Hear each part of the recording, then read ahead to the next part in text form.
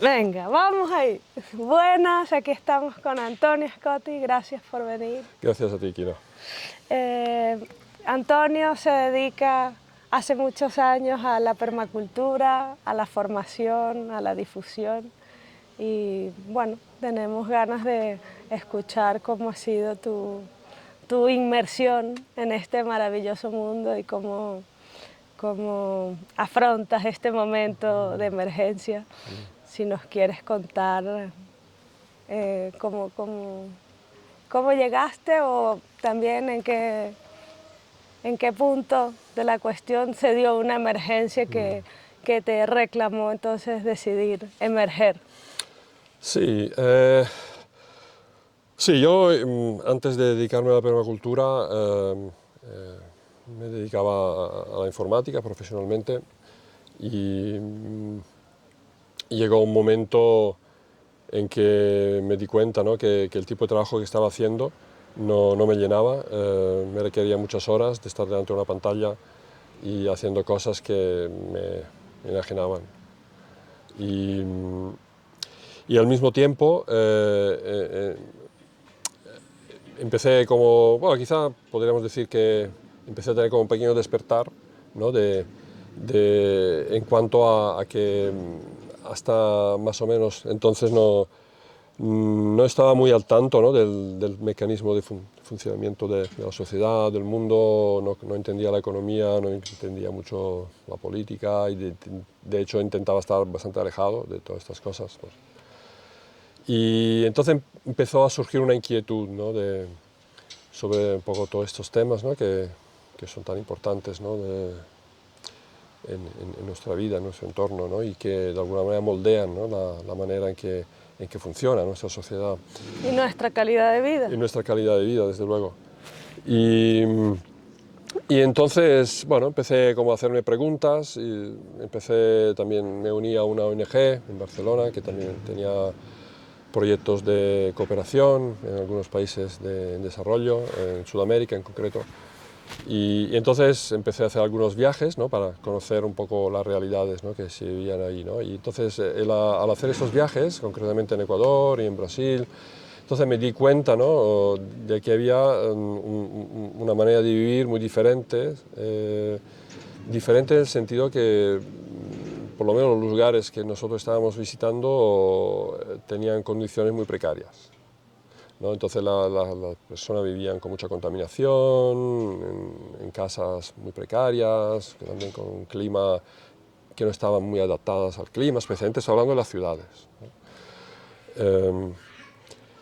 Y aunque no al mismo tiempo, ¿no?, también tuvimos experiencia de ver algunas comunidades que estaban más arraigadas en el territorio, que eran más comunidades de personas quizá locales, así que sí vivían en lo que nosotros podríamos considerar desde nuestra visión aquí occidental, mundo industrializado, un poco en la pobreza, que pero vivían de una manera más feliz también, al mismo tiempo, ¿no? Y eran incluso capaces de compartir lo poco que tenían, ¿no?, con nosotros, que veníamos del mundo rico, ¿no?, y tenían muchos privilegios, ¿no?, en comparación. Y entonces, evidentemente, ¿no?, hacer este tipo de experiencias pues me chocó mucho, me creó un impacto, ¿no?, que durante mucho tiempo no sabía muy bien cómo encajar.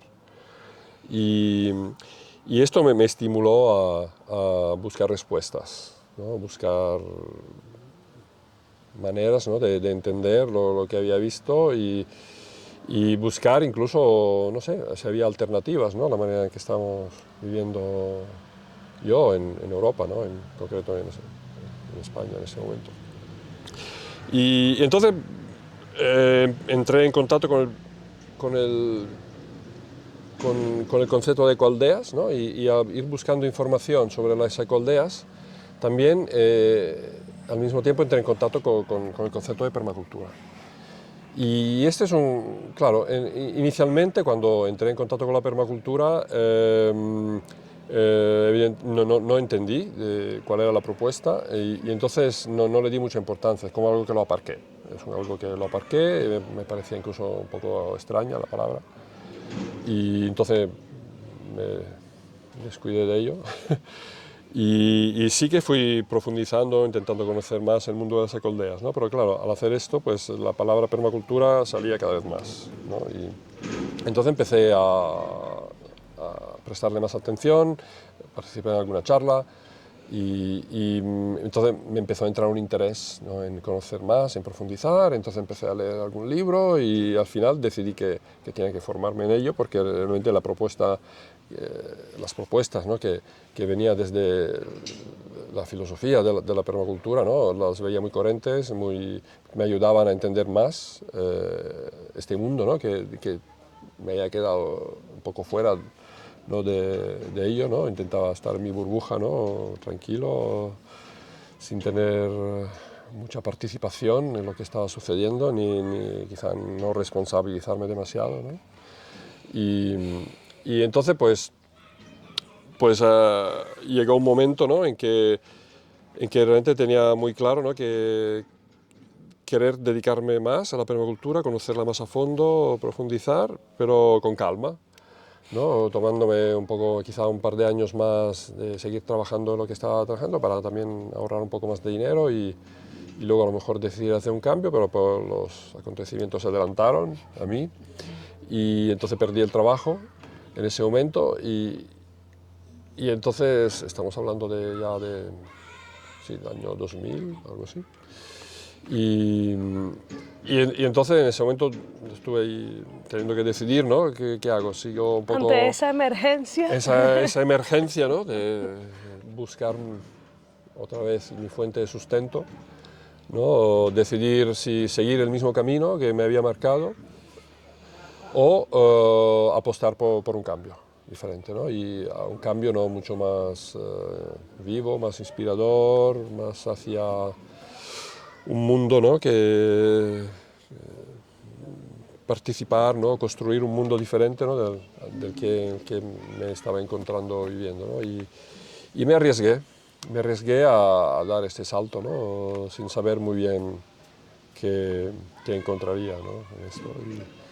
Y a partir de ahí, pues aquí estoy, ¿no? Digamos, he seguido formándome en permacultura, en varios de los ámbitos, ¿no? que toca la permacultura y también he empezado a tener mi sustento a través de la permacultura, con actividades de formación, también organización de eventos, consultoría, asesoramiento, diseño, ¿no? Para particulares, privados, entidades, escuelas, etc. Tú hablaste de que sí que en la permacultura habías encontrado una forma de integrar cuestiones y de tener tú un rol individual que tuviera más sentido. O sea, ese es como, yo creo que el enlace ahora de lo último que acabamos de decir vendría a cómo tú encontraste allí, o sea, cómo esa es tu balsa que te propulsa a continuar queriendo encontrar respuestas, queriendo profundizar en aguas turbulentas. Bueno, no sé, vamos a probar. Venga, última. Última toma. Última de esta vez, que nos quedan muchas. Los que se hacen influencers. Pues claro, aquí delante de este momento histórico de oportunidad, delante de los cambios que ahora ya se nos presentan necesarios, ¿cómo te ubicas tú ahí? ¿Cómo te colocas? Yo creo que la permacultura me ha capacitado para tener presentes toda una serie de cosas que es posible hacer y que todo el mundo puede hacer. simplemente lo que falta es decidir querer hacerlas, básicamente, ¿no? Tenemos mucho conocimiento para cómo construir casas de manera diferente, que no necesiten tanto aporte energético, tanto en la fase de construcción como en su uso, todo su ciclo de vida. Sabemos cómo cultivar de forma sostenible sin utilizar productos químicos tóxicos, etcétera, etcétera, ¿no? Tenemos ya acumulado toda una serie de conocimientos que nos permiten darle un vuelco, ¿no?, a la situación que tenemos, por lo menos en el sentido de que vamos a tener que adaptarnos a la situación climática que nos viene encima y situación energética, porque las dos cosas están unidas, son parte del mismo problema. Y evidentemente todo esto conlleva también un aspecto social muy importante y económico, con lo cual tenemos todas estas cosas, estos aspectos, ¿no?, de la manera en que funcionamos, que están totalmente vinculados entre ellos, ¿no? Y cuando uno de ellos está afectado, los demás ámbitos también están afectados. Y entonces lo que pasa es que tenemos mucho conocimiento hoy en día, ¿no?, de cómo abarcar, vivir juntos, ¿no?, con mucho menos recursos de lo que estamos utilizando hoy en día, sin perder una calidad de vida al mismo tiempo. Y al mismo tiempo, claro, sino pensando, ¿no?, en la segunda ética de la permacultura, que es del cuidado de las personas, saber cómo cuidarnos como personas, tanto a nivel individual como a nivel de interrelaciones de nosotros con los demás, funcionamiento de comunidades humanas integradas en el medio. Esto realmente nos puede dar mucho pie, ¿no?, para podernos adaptar de una manera suave, ¿no?, suavemente, ¿no?, a los acontecimientos, tal vez incluso catastróficos, a los que podamos presenciar, ¿no?, de aquí al futuro previsible. Y una cosa muy importante, ¿no?, justamente es la manera en que a nivel personal nuestras respuestas, ¿no?, a estos cambios, cómo va a ser nuestra respuesta a nivel personal, ¿no? Entonces, muy importante, ¿no?, yo creo que es el trabajo emocional, ¿no?, para aprender a gestionar nuestras emociones frente a eventos muy difíciles a los que podamos tener que asistir. A título individual, tomando Sí, la decisión de que sí. este ámbito está por ser explorado y gestionado. Sí, y es un ámbito, ¿no?, que desde luego podríamos aprender más de ello, incluso en las escuelas, ya desde cuando somos pequeños, más jóvenes, que aprender a gestionar nuestras emociones, nuestras respuestas, ¿no?, a lo que nos viene de fuera, ¿no?, y actuar de una manera diferente, ¿no?, desde un punto de vista diferente. Entonces, todo esto, entonces, de alguna manera nos puede ayudar a ser más útiles, ¿no?, como elementos, personas de la sociedad, en una sociedad, para poder hacer frente, ¿no?, a esos acontecimientos complejos y que pueden tener un impacto negativo en nuestras vidas, ¿no?, y en la vida del planeta. Por lo menos a corto plazo, ¿no?, porque el planeta pues, siempre tiene ciclos, ¿no?, de creación y destrucción, ¿no?, y el problema es un poco la escala humana, ¿no?, la vida humana, ¿no?, de cómo nos adaptamos o vivimos estos acontecimientos, ¿no? Es más un tema para nosotros, más Sí, que para la naturaleza o sí, Gaia o la sí, Tierra o el ecosistema. la naturaleza tiene sus ciclos, su manera de funcionar, ¿no? Bueno, nosotros somos los últimos llegados, ¿no? Aquí, entonces, de alguna manera estamos aprendiendo todavía, ¿no?, a usar el planeta. Parte de la causa y de la solución, entonces. Claro, claro. Y bueno, todo esto que estamos viviendo, evidentemente es parte como también, es una oportunidad muy grande de un proceso de aprendizaje, ¿no? Entonces, dependiendo de las decisiones que tomemos al enfrentarnos a lo que se prevé que estará sucediendo, esto puede ser algo que nos puede ayudar a nivel como colectivamente, ¿no? como especie humana, a reasesorar, ¿no? La manera en que estamos funcionando, ¿no? Y estamos impactando en el planeta y quizá ayudar a un ulterior desarrollo, ¿no? Digamos, de la especie humana, llegar al siguiente nivel, que no sé cuál será. Pero tomando cada uno su parte de responsabilidad, de ¿no? implicación. De implicación y sobre todo que esto pueda dar pie, ¿no? A una manera colectiva, ¿no? de funcionar, ¿no? Más colectiva, ¿no? En lugar de un poco la manera individualista, ¿no? Que se ha dado pie hasta ahora, ¿no? El paradigma que ya ha dado de sí lo que podía, del sí, viejo bueno, paradigma. Sí, no sé si haya dado de sí todo, o no sé qué ha dado, pero nada necesariamente positivo, aunque posiblemente era necesario, ¿no? Pasar por ello. Claro. ¿No? Y entonces, pues esto, yo veo la función de las personas que nos dedicamos a la permacultura o disciplinas afines, ¿no? Es un poco esta, ¿no? Y quizá a ayudar a las personas que están cerca nuestro, a apoyarlas, ¿no? en pasar, adaptarse, ¿no? A esta transición.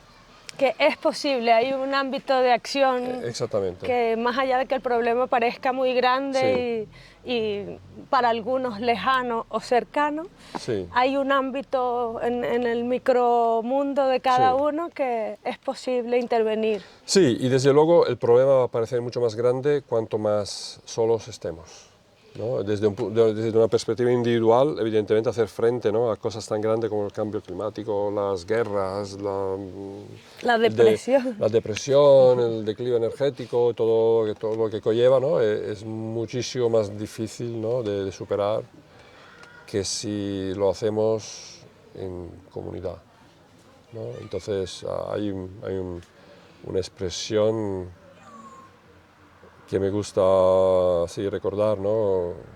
Cuando hay problemas, ¿no? Que dice, cualquiera que sea el problema, la solución está en la comunidad, ¿no?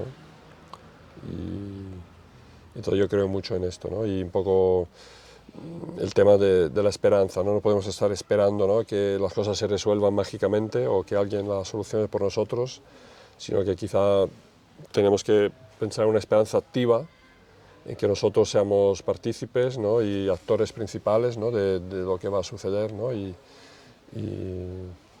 esto creo que puede ser realmente una solución, ¿no? Que muchas veces tenemos la tendencia, ¿no? A delegar, ¿no?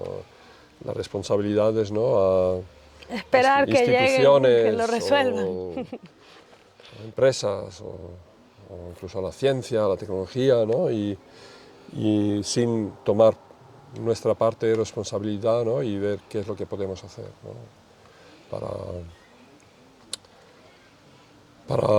para ser útiles, ¿no? en todo este cambio que queremos generar. Con lo cual, o sea, de alguna manera yo me siento como positivo y eso, no esperanzado en el sentido que decíamos antes, ¿no? De algo mágico va a suceder, ¿no? Sino que confío quizá en la capacidad del ser humano, ¿no? de tomar las decisiones correctas en el momento correcto, ¿no? Aunque sea como a última hora o casi a última hora, pero que, bueno, esto nos ayudará, creo,